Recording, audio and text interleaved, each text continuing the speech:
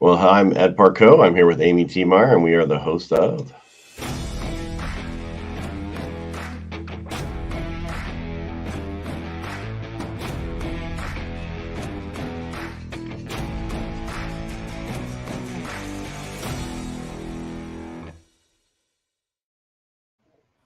Well, there you go.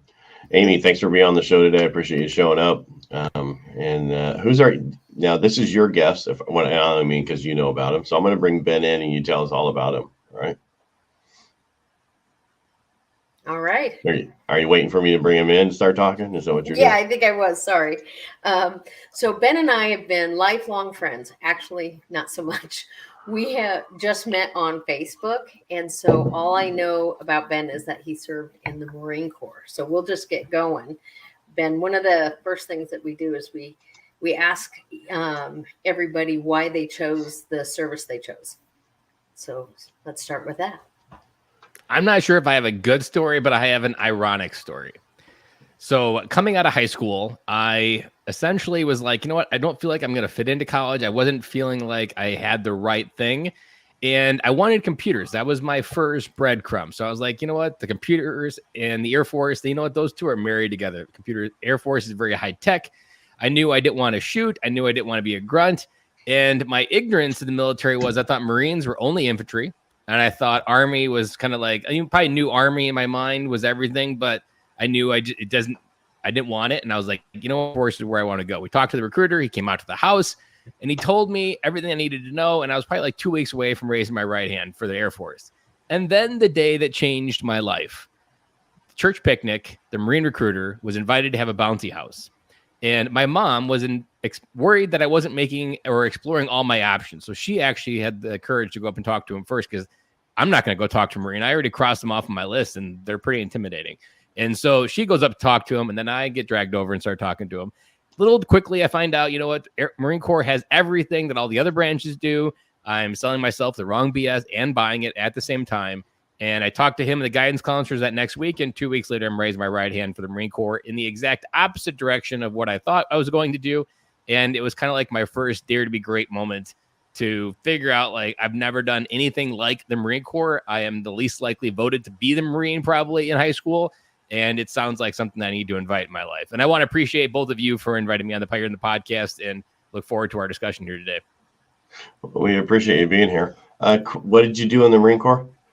I was actually, and this is some other irony, I didn't get computers. Because you said you were doing computers, and then you didn't say what you did. I got this command and control option with like 6 jobs in it. And I remember MCT, I remember sitting on the bleachers even, and they're listing all the jobs off, and they go 1142, electrical equipment repair specialist. And I'm like, what the heck is that?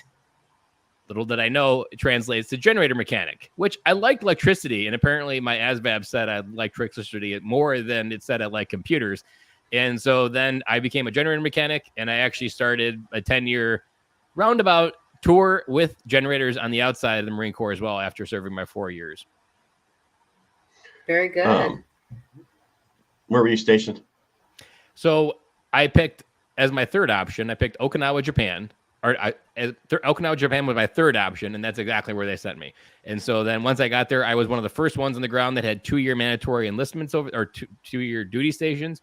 And then I just ended up staying my 3rd year over there. Went to Korea 4 times, stared down the North Koreans, went to the Philippines, took a vacation to Australia, got to see the world. And being a Southern farm boy from Wisconsin, or not a Southern guy, but a Southern Wisconsin farm boy, the first member of my family to have a passport and be stationed in Okinawa for 3 years, like, it was opening up the world in a way that I had never seen before. I don't know if you know this. I was a corpsman. Sorry, Amy, you're a little slow today. I was a corpsman. I was stationed at Camp Pendleton at the hospital. So Marines are all dear to me because we're all Department of the Navy, which most Marines don't understand that. I had no idea when I went in that we were connected that much. That's tells you how. And then you get to hang out with Marines and like almost like be a natural connection without having to, almost like leaving the Navy behind and like living within the confines of the Marine Corps. And even more interesting with the Okinawa, I visited Hacksaw Ridge when I was in Okinawa, and I probably heard the battle story, but then I didn't really realize the true story of that movie, or this true moment of that movie, until I watched the movie, and I realized like what that corpsman did. And I was like, I was there on Hacksaw Ridge. and was like, saw the mountain, the cliff, and didn't look anything like the movie, but also owed to a badass corpsman who saved a lot of people that day. Well, we have a unique relationship, corpsmen and the Marines. So, Amy, your questions, and I keep cutting you off. That's all right. That's all right. I know I'm delayed, so it is what it is. So what'd you do for the last year you were in the Marines? The last year essentially was the same thing. So I stayed the 3 years over there. Part of my reason to get out was I wasn't good at running. I wasn't good at pull-ups, and I wasn't the best shooter. And essentially my promotion schedule was always slow. And I only got promoted to corporal because I had been a Lance corporal enough time in grade points accumulated, and I got corporal. So I was the last one to get that. And I was like, I feel like I have more potential, and the Marine Corps is going to hold that back. So I essentially decided to get out and find like what's more out there when I'm not constrained by these things that I'm not good at, and the Marine Corps keeps measuring me at, and trying to excel at the other things that I was at. So essentially the third year was just like all the other years. I just did more of it and did more soul searching and figuring out what came next. So then you actually focused on transitioning then your last year. Yes. Yeah, for the most part, even though like now looking back, I didn't know shit about transitioning, and I wasn't even really thinking about it. If anything, it was what I describe as the standard TAPS code of start looking for jobs, get your resume in order, get your suit, and figure out where you want to plug into. And what I really needed to do, and this is actually my favorite transitioning advice on the way out, is you first need to visit the first transition, which is the one when you put the uniform on. Because that's actually like you were a real person before you put the uniform on. Like what goals did that person have? Were they accomplished? What did you learn? How'd they differ? And then evaluate on your way out. Because to me, it's like your transition out begins the first day of boot camp. Like you're learning a different way of life from the very beginning. And I wasn't giving myself enough permission to make a wider view of like, what could I do? If anything, when I got out, I wanted something bigger. But my struggle was essentially I didn't have enough skill sets to figure out to plug myself into something new. I still was operating with what felt natural, which was generators. And that's exactly what I did when I got out. I worked for a generator manufacturer, and I went for a degree in electrical engineering. And in 2014, I ended up dropping out of that because the love of it doesn't make you good at it, and especially in the electrical engineering world. And then I had to rewire my life 10 years out of the Marine Corps as well. So it just delayed this perpetual problem of really asking myself a hard question, like, why am I here? So if we went back to it, you're saying one of the things that you talk with transitioning soldiers or service members is to look at who they were when they went into the military. Do you have any more thoughts about that? Like how that can help them? Well, here's a couple things. Hey, Ben, before you answer that. All right. Go ahead. So now tell everybody, what do you do now? Since nobody knows what you do now because you haven't told anybody what you do now. Amy must know because she asked you the question of what you do now. So explain how you got to where you are and then answer her question. Okay. So in 2014, when I dropped out of college, essentially, according to the transition code, you get this piece of paper from a degree agency that says your life will get better when you have it.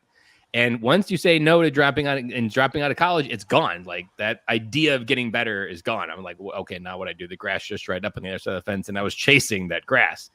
I essentially revisited some things that I didn't fully remember from the Marine Corps. One was a love of leadership. I really went down the rabbit hole on leadership for like 3 years and asked myself hard questions. I wanted to find a different career to go into, but didn't really know where. I wasn't getting plugged into where I wanted to go. I wasn't getting jobs where I wanted to go. And I essentially rewrote my life on my own terms. I found some people with entrepreneurship. They talked about this idea of time freedom, money freedom, location freedom. And I was like, you know what? I'm really magnetically attracted to that language. And so once I started figuring out that, I had to figure out what the idea was. And I'm a dad. My kids are all under 10. Got 3 kids, 2 girls and a boy. And I was like, you know what? I'm in a season of dadhood. I've had to grow up in my own journey as a dad and figure out what that looked like. And so I created a business, Military Veteran Dad, and launched a podcast, Military Veteran Dad, in 2019, still going today. And now I've even launched a second podcast called The Business of Fatherhood, expanding the focus, just not from military dads, but all dads, and helping them kind of traverse some of the things that I did in the order that I had them wrong in. And I have essentially an 8-week coaching program that this is my full-time job now. I podcast, I talk on it. I'm a professional speaker, stay-at-home dad, taking care of the kids. I'm doing laundry upstairs right now. We're washing all the sheets. Like this is my life, and I've rewired it on my own terms, but that's over an 8-year journey. And to answer your question, Amy, going back to that first transition, the most important reason why I say it begins on day one is the illusion of the military is you end it on your terms.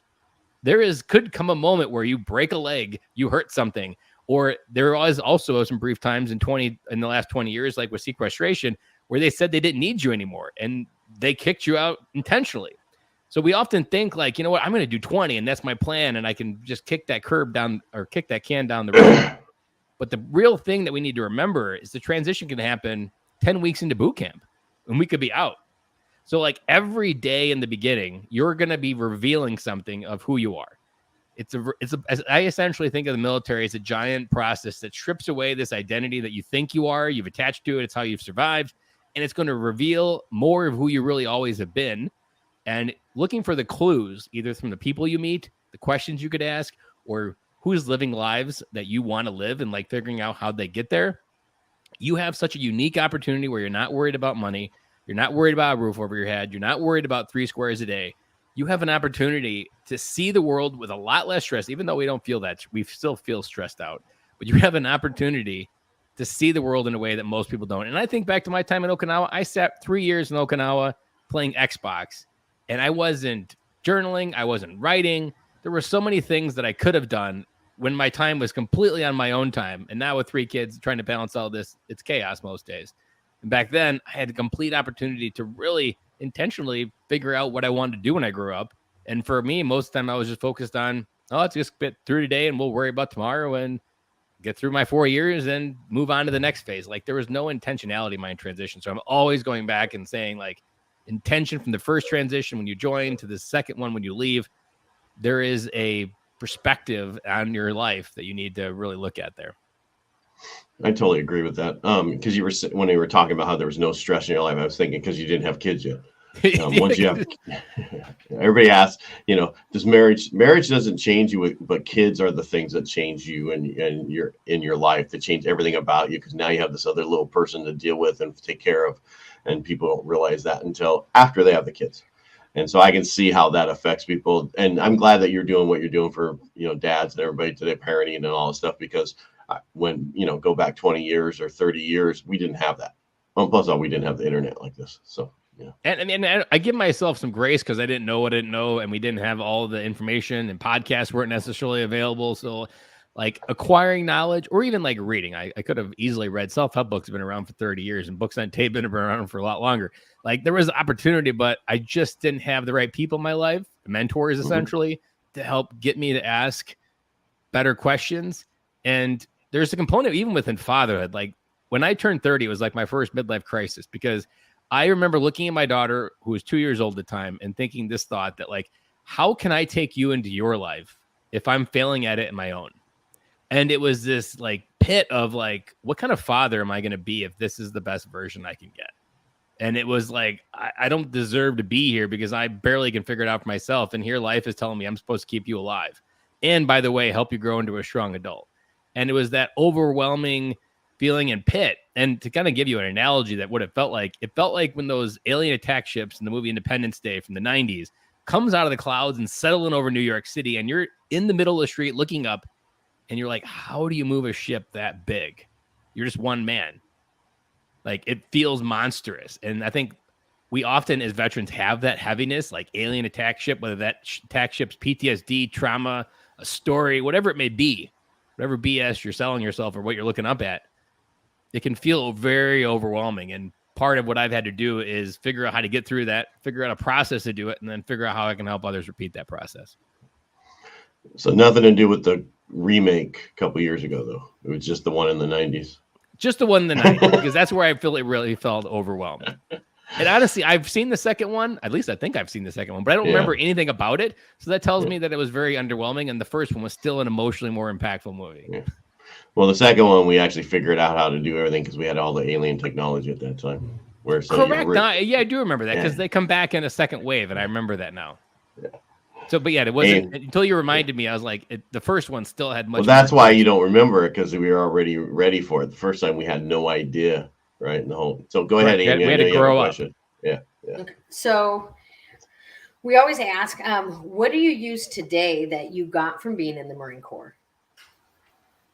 It was a hidden term right in the Marine Corps leadership ethos. And it was right there. And it wasn't until I was interviewing someone and he mentioned it. And I flashed back to boot camp when they were working on our knowledge test.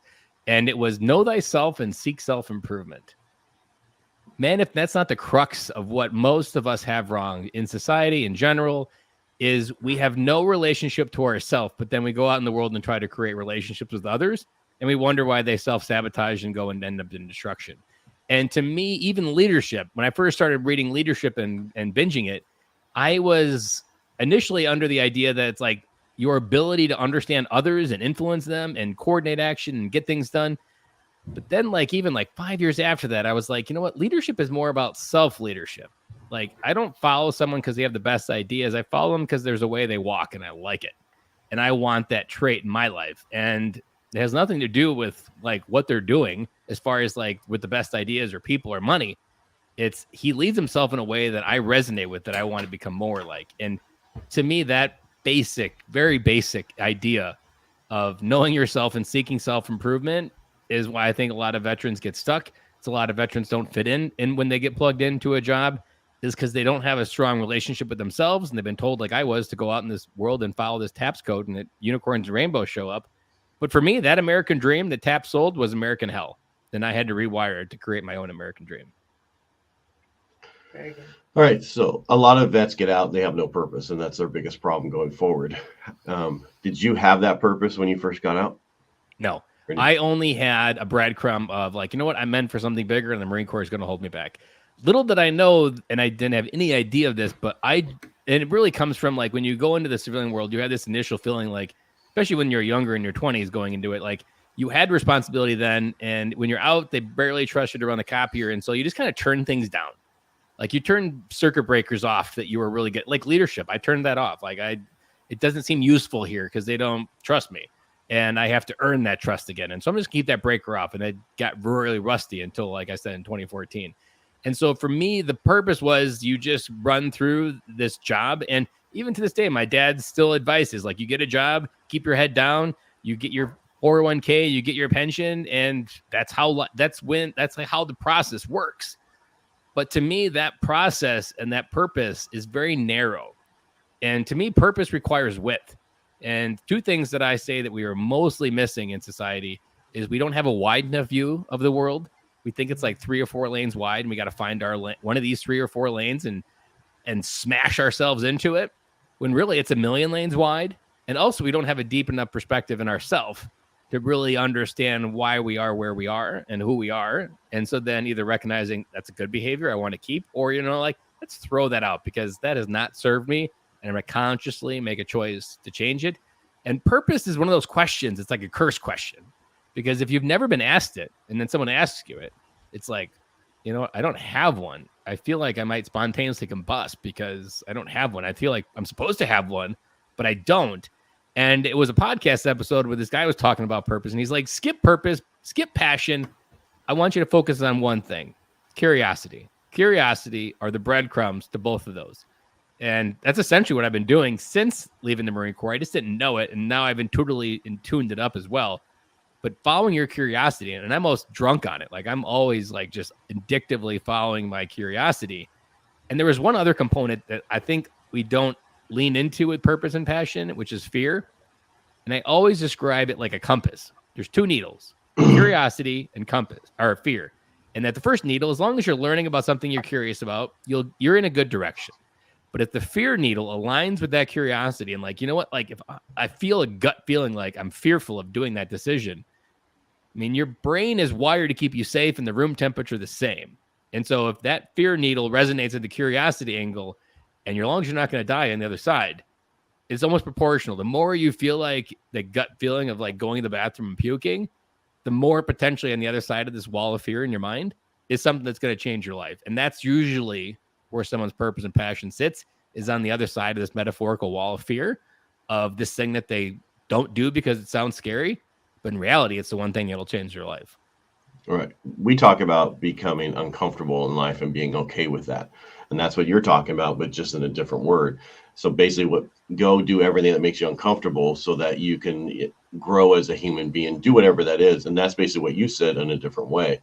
And I think everybody needs to do that, but most of us are scared to do that. But the curiosity that you kept talking about is, I think, is why one of the reasons I do a radio show, other podcasts and other stuff, is because I want to talk to people and understand why they did what they did. Right. And that's, I hear that in you also. And curiosity is, and this is why it's important to even just use that word or add it to your vocabulary. Mostly in the military, most of us joined because we were running from some type of dumpster fire in our life, whether that be our family, could be our high school career, could be the police, whatever it may be. There was something that wasn't right and we ran from it. And curiosity in most of those cases is something we turn off. It's not something we're told to stop asking why as kids by like the age of 10. So schools don't necessarily always want you asking why. And it's not something you're incentivized to learn, but it is the one word that will purposely change your life. And doing hard things is really important to kind of just prove to yourself that you're capable of more, like as a fundamental operating system. Like you can handle more than you can do. But the curiosity component allows you to find, like, is this the right thing? Because you could do anything. And just because you can do something doesn't mean you should, which is an important frame on everything you think about doing. I mean, I have like one idea a week for a business to start or a podcast. And like, even a news podcast. I've talked about this a few times where like a great news podcast for me would be like, how did we get here? Like I was just mentioning this the other day. How did we get from George Bush and Putin fishing in Maine 20 years ago to now an all-out war in Ukraine? How did we get here?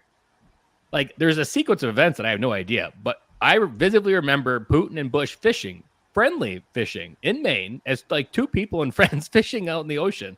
And now we have this all-out war. Like, how did we get here? Those types of curiosity, my mind's always using. I agree. How did we get here, Amy? How did we get here, Amy? Was your idea. So we got here because of you. But I think curiosity is one of my character strengths. So I think that you're speaking my language and I appreciate that. And I think you're right. If we're, curiosity is something that we need to definitely work with our kids on so that they don't lose it. And so that, it can be annoying with the kids, but it's so important to temper your resistance to end it, because it's the one skill that'll change your life the most is that curiosity to ask, like, why? Yeah. Like it's annoying, but it's an important question. I told you to. Because I told you to. Right. I know the worst ones is the 2-year-old that just asks why for everything. For why is this? Why is it? And I understand it, but just like you said, we have to allow them to do it because we need to know our why. We need to know why where we're doing.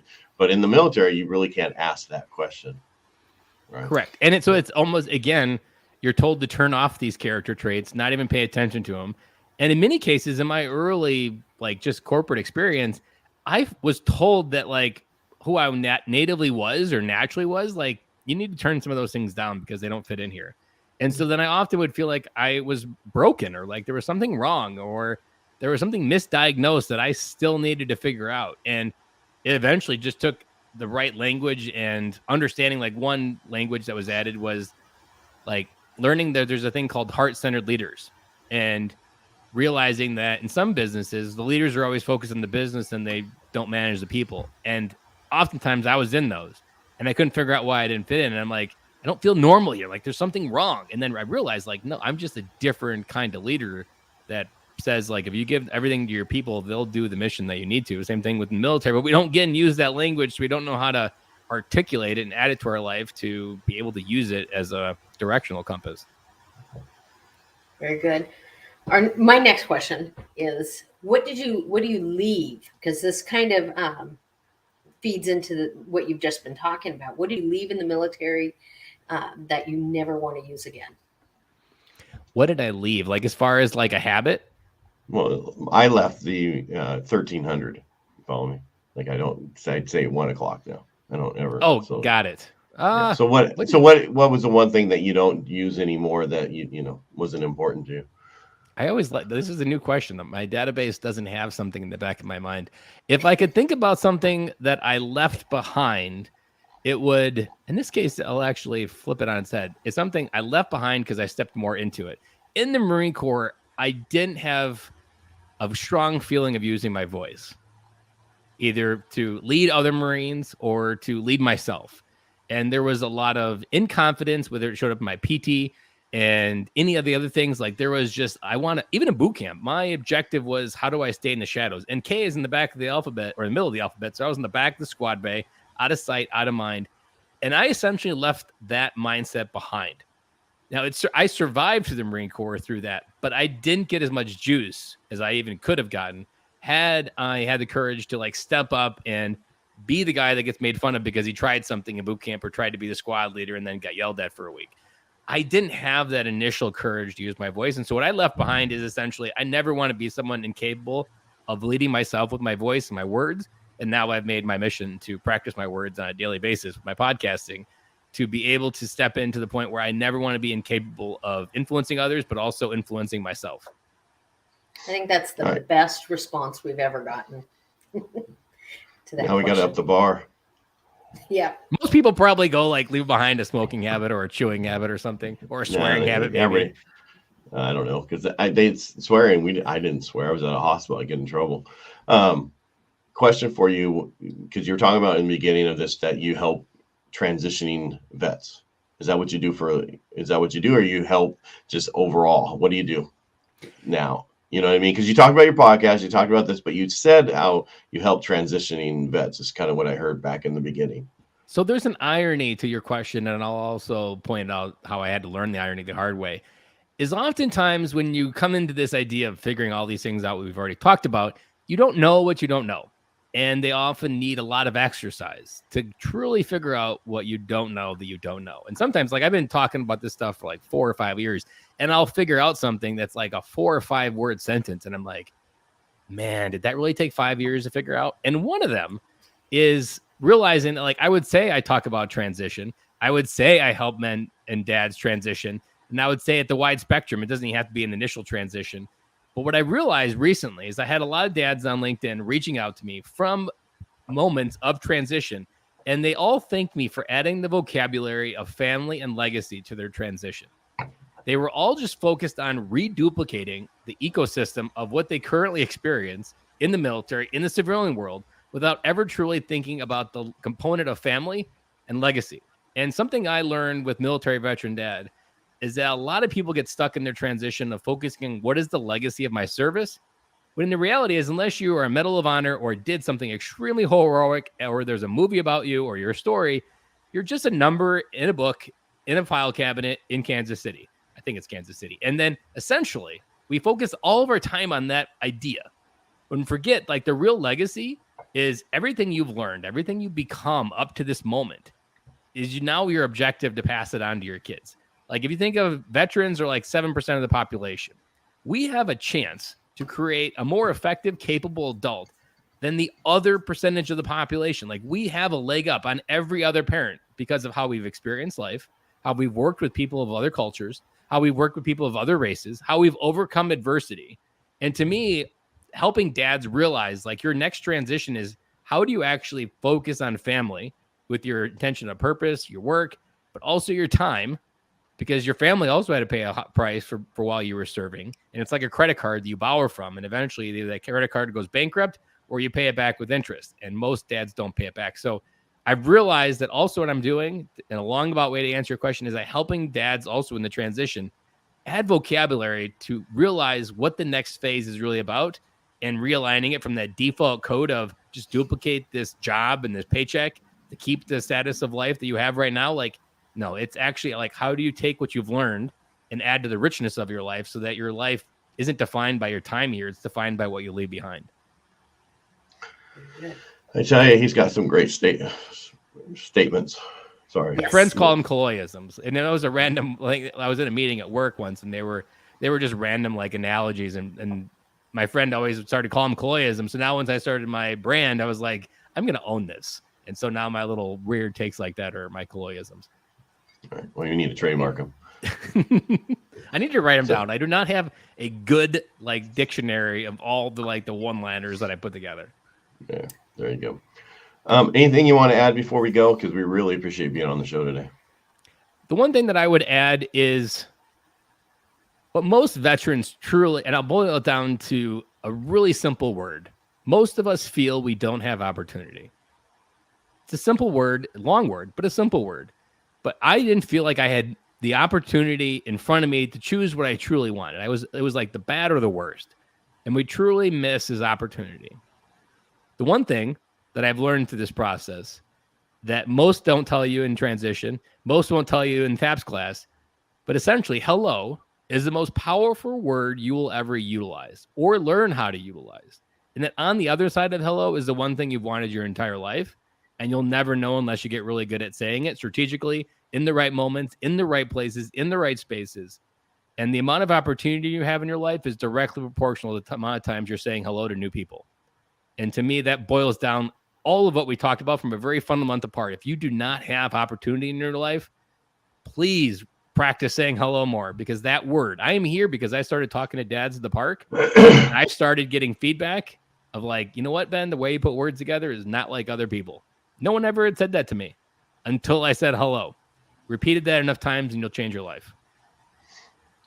Anything else, Very Amy? good. No, that's all I got. That's all Thank you you got? so much. Thank you guys for allowing me to share my message and my story here. No, we appreciate it. We want everybody to come on and share their story, their mission, what they're doing. Because transition comes when you first get out, but then we do it many times throughout our life. It's the hardest moment. We don't often sell it as the hardest one. Like we'll say like military service is the hardest, but like I wrote a blog post and I started with like, why didn't they tell me that to transition out would be the biggest battle I faced is up into this point in my life? And it's not sold with that type of scale of importance. Totally agree. Amy? No, I agree. Thank you. You want to say goodbye? All right.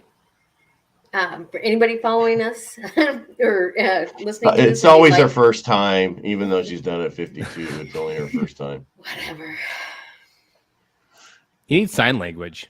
Yeah. Just, hey, we're out of here. We're good. Nice all being here. And if you guys like what we do here, share, subscribe, and let us know. And if you want to be on the show, just reach out to us, info@Helping the Brave. And thank you, Ben, for being here today. And Amy, thank you for everything you do. All right. And thank you. And I hope you feel better soon.